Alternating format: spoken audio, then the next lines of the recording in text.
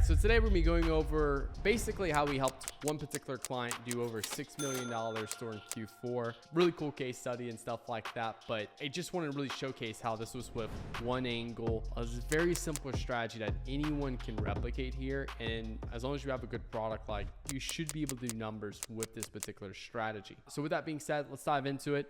$6 million to Facebook ads this Q4. This is just showing y'all the account right here. This was over the course of, technically it was basically August 1st, but long story short, like August and November, August and September, we literally did 30K a month. So, you know, you can probably subtract like 60K off of this right here. Peak day here was $287,000 in revenue in a single day. What's cool about that is that we literally scaled that all the way up from doing $1,400 a day in revenue, all the way from October 1st to all the way up until 11/25.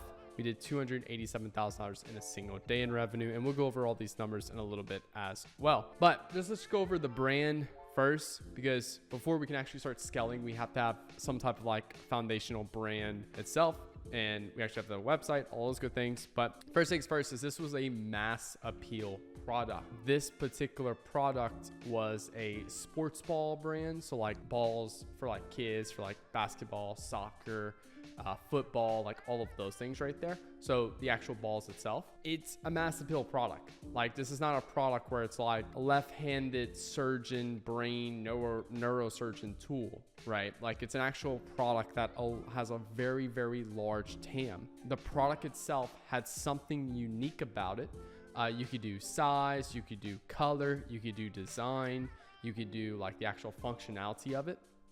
You have to have one of those things to do these, right? Like, you can't just have a mass appeal product and be the same fucking product that everyone has. Like, I can't tell y'all how many drop shippers do that. And it's like, well, no shit, that's not why you're scaling. The good thing about this particular client that we ran ads for is that they took an average product that everyone had, but they made a twist to it. Like I said, design, color, functionality, size. Those are like the main four that you can look into. They made a twist to it that was clearly like, oh shit, I want that. But it was the same thing. It just had a large enough twist to it that it created this like, I gotta have that one though. So mass appeal product plus a unique thing done to it. You need 70% gross margins after COGS and shipping on the product. So if you sell a product for $100, $30 will go to like COGS and shipping, for example. So that way you have like a 70% gross margin on that product. The only thing here is that $70 is going to allow you to cover ad spend and make profits as well. Lastly, it needs to be giftable. So no supplements. You're not going to do numbers like this in Q4 with supplements. It's just not a thing, right? Supplements have January. January is the supplement month. This product has to be giftable that you have, because the only angle we're going to be pushing to do these numbers this Q4 is by pushing gifting angles. And we'll go over some gifting angles in a little bit. So strategy, gifting angles. We literally just said it. Gifting is huge. So I'm gonna just go like to Google Trends, for example, and just pop open here. You can see that like gifting picks up every year starting around the end of October, right? So we can kind of see it kind of drops all the way down September, like last week of September basically, and it starts to pick up throughout October, and towards kind of that end of October, beginning of November, it shoots up a lot really hard. And we can see that year over year. Christmas gifts, another great example right here. Towards beginning of October, it starts to have that breakout and starts to pick up demand. Then like mid-October, boom, it shoots up. I really want y'all to pay attention to this. As demand picks up right here, then we go into here, the client accounts. As demand picks up, we also see revenue pick up here. We go $1,400, kind of averaging just over $1,000 a day in ad revenue. And we can just see those numbers increase over time, all the way up until like 19th, 20th right here, we at $5,700 a day in revenue. So over the course of the 1st through the 19th, boom, we crush and get to $5,700, right? Well, what happens right here? Over the course of end of September, October 1st, we start to see that pick up. October 19th, October 23rd, look at how much that incline increased just from October 1st all the way up to like October 22nd, for example. It improves, and then it peaks right here at like December 15th-ish. Now let's go back to that sheet. Things pick up as that trend picks up. And all we're running right here is gifting ads. That's it. So like a full 4-play dashboard right here. Perfect gift that doesn't exist. Gift ideas that don't suck.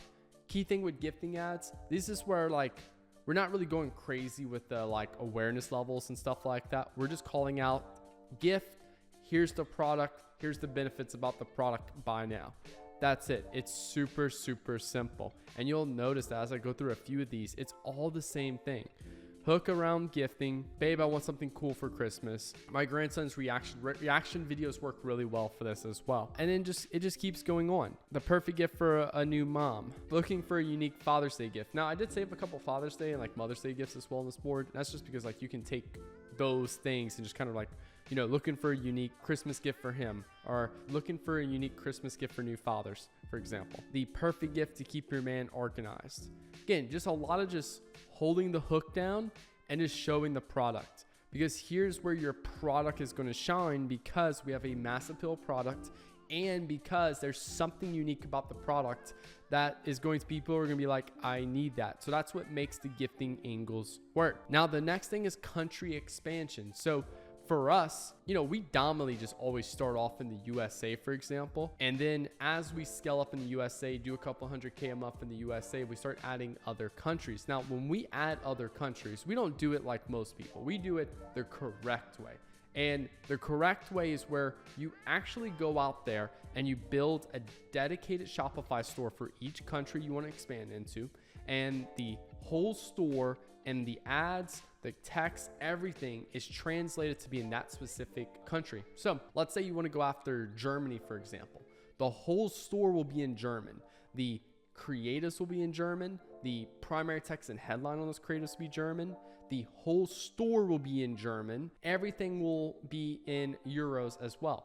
Don't be the lazy person that just goes and uses like the auto little like button on the site that automatically translate the store. I've seen so many people try to skip what I'm telling them to do, and they go do that, and it still just fucks up. The translator doesn't always auto translate. The currency thing sometimes fucks up and everything. Just all these little things that mess up, and it doesn't make like the store was made for that specific country. Every client that actually takes the time to go make dedicated stores for each country, they see a substantially better performance and impact when expanding to those countries right there. So just keep that in mind. From there, we just create a new campaign for each store we go make. So if we go make a German store, we go make an Australian store, we go make a Dutch store for like Netherlands and Belgium and stuff like that. We have a new campaign for each of those with dedicated creators for each of those countries. Now, why do we do that? It's because this gives us more people we can target. And because we already have a mass appeal product going after a really strong angle, which is gifting, it just gives us a ton more of an audience that we can sell to. And that's exactly what happened here. So if we look at this, we can just kind of keep going up, and then you'll notice like revenue just keeps going up and up and up and up and up. And I'm keeping it simple here. Like I'm literally just scaling by 20%. Yes, there is some days I'll do 100%, but it's very rare. I'll see if I can find an example right here where I did like 100%. I think right here we did just over, like just sub 100%. And the reason why we did that was because our target ROAS for this particular client was anything above a 3. As long as the client was doing above a 3x, he was fine with it. So for us, we were scaling by 20% a day, and we were getting numbers like 4.72, 5.64. So I was like, okay, we have a ton of room here to where if we double the budget, that like we'll be okay. And then also understand what I've said before about doubling budget. I never want to double budget unless I have a very short time period to spend a lot of money. I understand that I have until December 15th before this store drops down to 0. So I have literally, this is 11/1. I got about 45 days left before this store goes back down to 0 to spend as much money as possible. So I'm not worried about I did a little too much of an increase. It may throw off optimization. I'm not worried about that shit. Like, it's going to be okay. So I'm just increasing here. Boom, boom, boom, boom, boom, boom. And then we did have some weird issues as we start to scale up more. Like we've understood now, like, okay, hey, if I want to do like 6 million in Q4, there's other things you have to think about. We got like Amex had basically taken the client's card and just basically like didn't allow Facebook transactions to go through because they thought like they were getting hacked.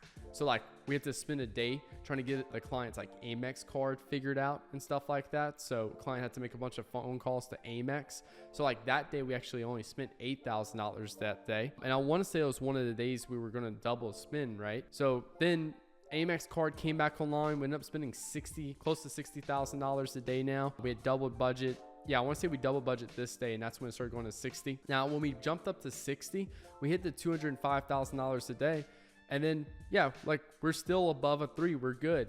This is just sub a 3. Not where we want to be, but I kind of just lowered budget a little bit more because it wasn't even a budget issue. We ran into an inventory issue now. So now the client had very little any inventory for this. The client was drop shipping this product through branded drop shipping. But then guess what? The manufacturer is just like, hey, you're shipping out way too many orders. If we look at this on the day we did $205,000 in a single day on 11/15, we sent out 4,200 orders, 4,200 of these particular sports balls that we're talking about here. The manufacturer literally couldn't keep up with demand for this. So we had to downscale again. And then the reason why we downscaled was because we were starting to run up into what's called like back order. And when you're hitting back order, the new problem here is that people are going to not get their package in the time you promised. And because they're not getting the package in the time they promised, they're going to start sending a bunch of negative complaints. If you get your page banned, then you can go all the way back down to 0. So we want to minimize the idea of getting the page banned. So that way we can maintain scale, and that way we'll be fine going into, like Black Friday and stuff. Because again, we're still early in the month and we had no clue what was going to happen during Black Friday.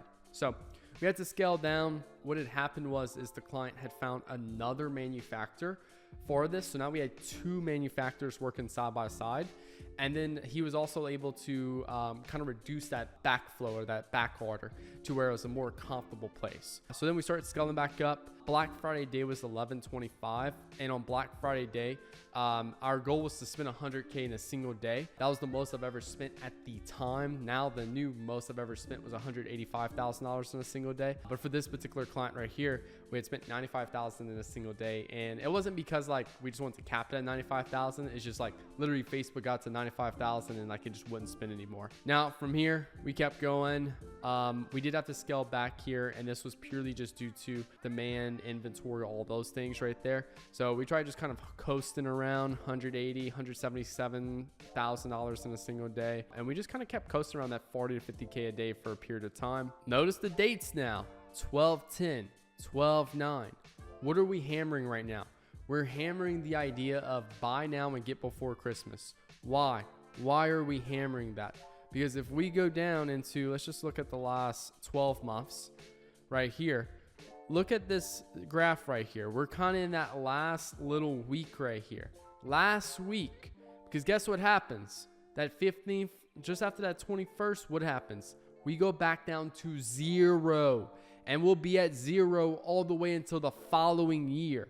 So we have to keep pushing hard during this period of time right here.